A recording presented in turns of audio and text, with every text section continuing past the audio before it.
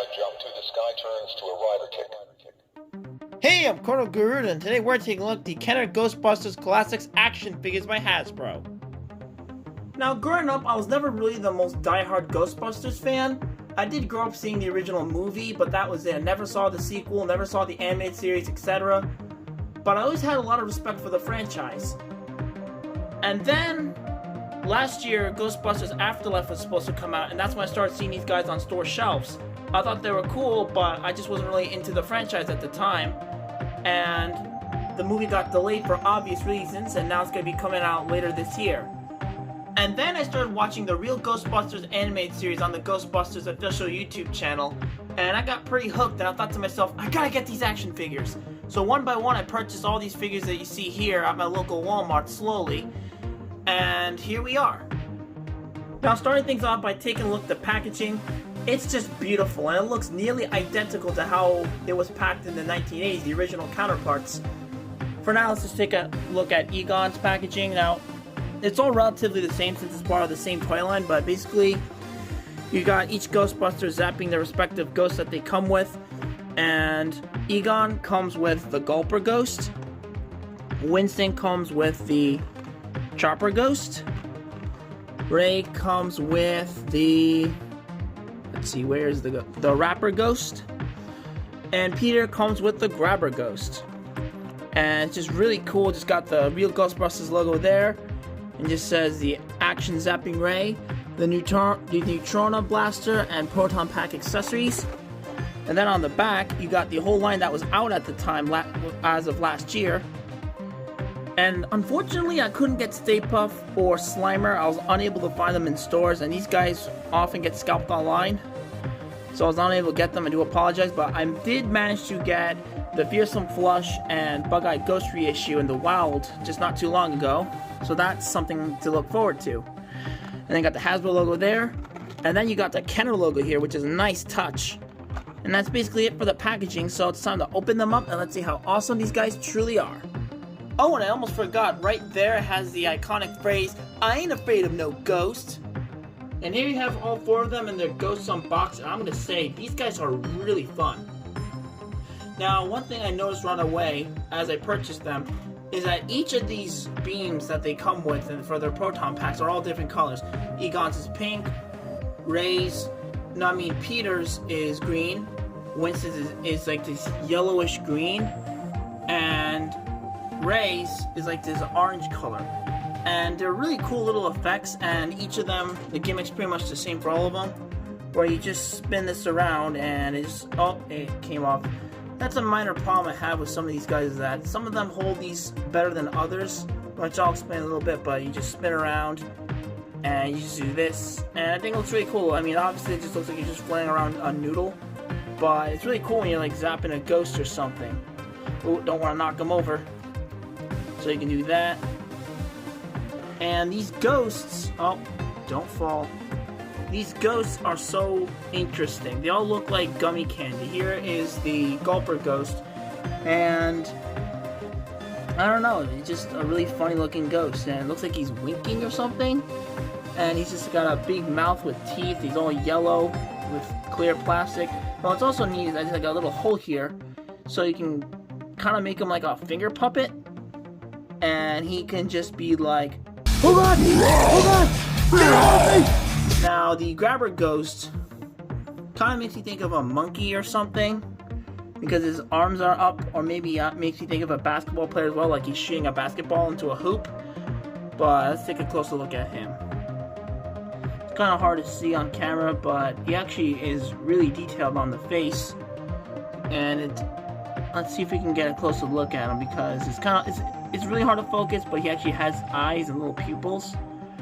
But it's really hard to see. I do apologize. He's also sticking out his tongue, which I just think is really funny. These guys are just really cool. He's got a little tail as well. Does the Gulper Ghost have a tail? Nope, he's just a blob. Probably the strangest of the ghosts has to be the Chopper Ghost, because he just got this long snout bill thing, and he just looks really weird. I don't know, it's hard to describe it, but he just looks weird. He also got sculpted in little hands, And his feet are kind of sideways, which I think is a little weird. Oh, and the grabber ghost tumbled down. Now, the last ghost that we have here is the rapper ghost. Now, this one's probably my favorite. I don't know why, I just think he looks really cool looking. I'm trying to get the camera to focus, but he's got little eyes and little pupils. He's got a huge mouth with a big grin. And then he's got this curly tail. It makes me think of a chameleon. So presumably this ghost wraps people around with its tail, which I think is really cool.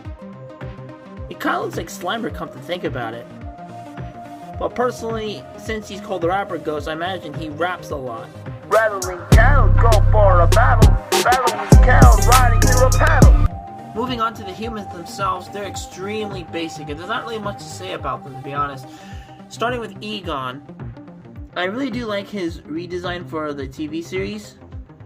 I don't know why, but he kind of reminds me of a guy I knew back in high school. He was an old friend of mine, and he just kind of looked like this. I don't know. Except he didn't have these red glasses. Anyway, he's got the Ghostbusters logo here, and I think all of the Ghostbusters, yes, they all do have the Ghostbusters logo on the side here. And what's interesting is that is this peg hole here. Originally, it was a different shape, and it was a little bit hard to put on the backpacks on, but they actually retooled it to make it easier to put on, from what I've heard. I don't know much about it, but that's just what I've seen from other reviews. And yeah, there's not really much to say about him, like I said, except for Ray here. No, it's Peter. I got mixed up with Ray and Peter. I don't know why, but Peter, I don't know, I think he's a little creepy with those green eyes. It makes it look like he's possessed. I think there was an episode in the cartoon involving an apparition disguised as a human with green eyes. Either that or the apparition was possessing people and gave them green eyes. But I don't know, I just find that really creepy to look at. When he's all dressed in brown, he's got this little thing here that I guess looks like a clip or buckle.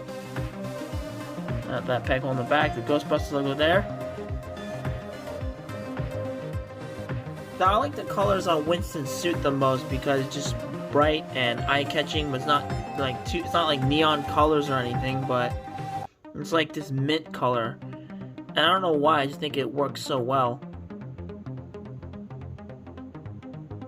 And last but not least, we have Ray.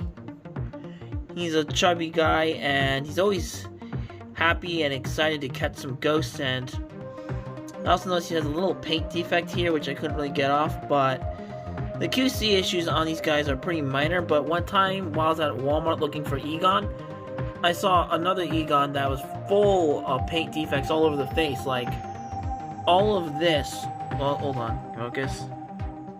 Hold on, got an idea. There we go. All of this on the face was like, had all these yellow marks all over the place, and it was just really, really weird and unpleasant to look at. Now, as Kenner figures, they only got like 5 points of articulation. With Egon, I'm going to demonstrate, the head can go 360, arms can rotate, and the legs can go back and forth. However, for some of them, most notably Ray, they can't go back as much with their legs because the mold of the butt kind of gets in the way. Now, a gripe I have with these guys, mostly Ray, is that they tend to have balance issues, especially when you put on the accessories. And when I put it on Ray, for some reason he can't seem to hold onto the proton pack as well as I'd like him to. It just slides around and doesn't really work. I mean, you can do that, but usually it's pretty awkward. You gotta force it in there, and I don't want to chip any paint or anything, because that has happened before with old figures of mine.